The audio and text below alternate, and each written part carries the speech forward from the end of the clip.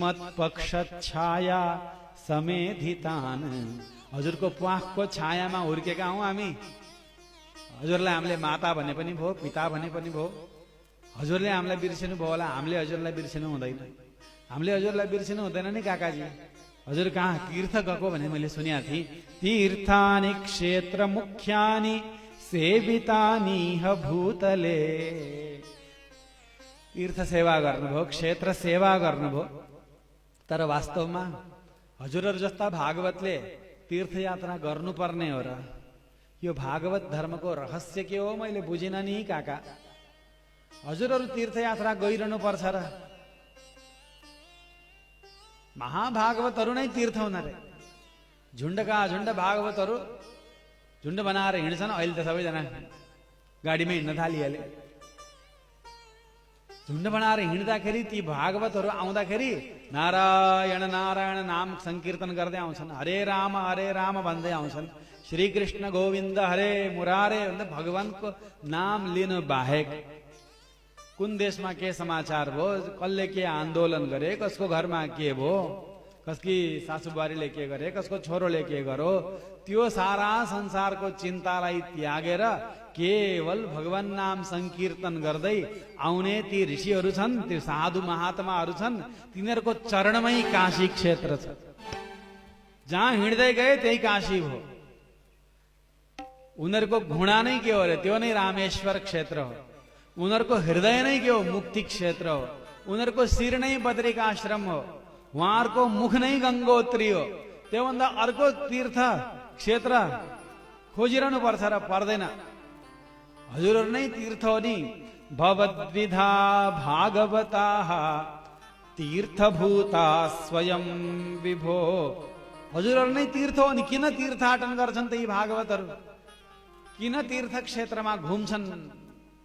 र तीर्थलाई तीर्थ बनाउनको लागि उहाँहरू गएर गंगाजीमा हरिद्वारमा गएर गण्डकीमा गएर स्नान गर्दाखेरि साबुन स्याम्पू लाएर स्नान नगरिकन हरि हरि हरि अस्मत् कुलदेवता चरणावने जनोदकमिति। हाम्रो कुलदेवताको, हाम्रो इष्ट देवताको, हाम्रो परमेश्वरको, हाम्रो अन्तरात्माको, हाम्रो परम प्रियतम भगवानको चरणारविन्द पखालेको जल हो नि यो भनेर गंगाजीमा डुब्दाखेरि अनि बाहिरै निक्लिन मन नगरेर म यो माछा भइदिए नि हुन्थ्यो नि, यो माछाको भाग्य पनि मैले भेटिन नि भनेर पानीभित्र बस्ने ती महाभागवतहरूले तीर्थलाई तीर्थ बनाउने हुन्। होइन भने तीर्थ नि पानी हो, यहाँ भएको नि पानी। ती महाभागवतहरूले छोइदिएको भएर त्यो तीर्थ तीर्थ हुन्छ। कावेरीमा रामानुज स्वामीजी स्नान गर्न ओर्लिँदाखेरि कावेरीमा जहाँसुकै ओर्लिनुहुन्न थियो। कावेरीको पानी परम पवित्र हो नि। उहाँले के भन्नुहुन्थ्यो? कावेरीको पानी पवित्र भएर के गर्नु र? मलाई पवित्र गर्न सक्दैन कावेरीले। ममा भएको पाप यति कि कावेरीको पानीले म पवित्र हुन्न भन्नुहुन्थ्यो। कसले? आचार्यले हामीलाई देखाएको थियो, हामीलाई सिकाएको थियो। कहाँ ओर्लिनुहुन्थ्यो भने यमुनै तुरै, यमुनै तुरैभर तुरै कावेरीमा अलि मुनतिर यामुनाचार्य स्वामीजी स्नान गर्ने घाट, उहाँ नित्य आएर स्नान गर्नुहुन्छ नि जहाँ अलि परतिर, त्यहाँभन्दा मुनि जानुहुन्थ्यो अरे। त्यहाँ घाट नबनेको ठाउँमा, चिप्लिने ठाउँमा जानुहुन्थ्यो स्नान गर्नको लागि। किन भन्दाखेरि यामुनाचार्य स्नान गर्ने घाटमा उहाँको चरण परेको ठाउँमा कावेरीको जलले अहिले पनि पखालेर अनि आएर त्यो जल पर्यो भने अनि म पवित्र हुन्छु। आचार्य स्नान गरेको घाटमा परेको जलले अनि म वल्ल पवित्र हुन्छु भनेर तलतिर गएर स्नान गर्नुहुन्थ्यो रामानुज स्वामीजी भनेर रामानुज स्वामीजीको चरित्रमा आउँछ। अर्थ के हो? अर्थ के हो? तीर्थले आफै पवित्र गर्ला नगर्ला, महाभागवतको सम्बन्ध छ भने त्यो तीर्थले पवित्र गर्छ। तीर्थी कुर्वन्ति तीर्थानि। तीर्थहरूलाई पनि पवित्र गराउनुहुन्छ महाभागवतहरूले। कसरी पवित्र गराउनुहुन्छ? स्वान्तस्थेन, आफ्नो अन्तर हृदयाकाशमा, हृदयमा राख्नु भएको छ। कसलाई? गदाभृता, गदाधर भगवानलाई राख्नु भएको छ अरे। क्या हो त गदाधर भगवानलाई किन राख्नु भएको छ?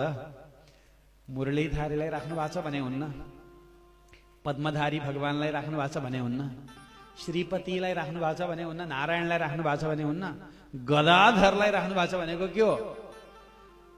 गदा बोक्ने भगवान गदाधर भनेको अन्तर्यामी भगवानलाई भनेको। अब कन्फ्युज नभइकन सुन्नु है, एउटा कुरा भनौँ है त। गदाधर भगवान भए जस्तै गदाधर यमराज पनि हुन्। यमदण्ड पनि गदा, यमराजको हातमा पनि के छ? गदा नै छ। हृदयमा बस्ने भगवान, उहाँको नाम के हो थाहा छ? हृदयमा, सबैजनाको हृदयमा उहाँको नाम यम हो। के हो? यम हो।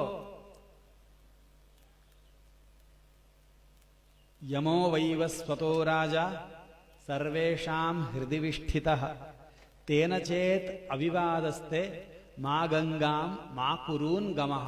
मनुस्मृति को लगभग अंतिम श्लोक हो। सर्वेषां हृदि, सबैजनाको हृदयमा विराजमान हुनुहुन्छ अरे। को विराजमान हुनुहुन्छ? यमो वैवस्वतो राजा, यम विराजमान हुनुहुन्छ सबैजनाको हृदयमा। ती यमसँग हाम्रो विवाद भएन भनेदेखि गंगा पनि जानु परेन, काशी पनि जानु परेन, कुनै भनेर कसको यो वचन? मनु महाराजको वचन मनुस्मृतिमा। तीर्थयात्रा गर्नु पर्दैन, आफै तीर्थ भइयो। भगवानसँग के हुनु पर्यो? अन्तर्यामीसँग विवाद हुनु भएन। विवाद नहुनु भनेको के हो? भगवानले के भन्नुहुन्छ? त मेरो होस् भन्नुहुन्छ। हामी के भन्छौँ? हामी तिम्रो होइन, म त छोरोको पो हुँ, म त बाउको हुँ, म त आमाको हुँ, म त संसारको हुँ भनेर हामी भन्छौँ।